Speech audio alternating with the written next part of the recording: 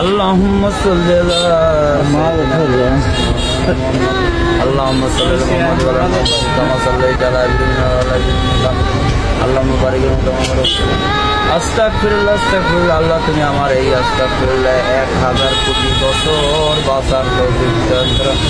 হে মহান আল্লাহ পাক রব্বুল আলামিন, দুনিয়াবি যত বালা মুসিবত আপনি রহমতের হিসেবে তৈরি করেন আল্লাহ। আজকের এই যে দোকানটায় বলছি, এই দোকানদার অত্যন্ত ভালো মানুষ ছিল, আপনার দিনের কাজ করতে গেছে।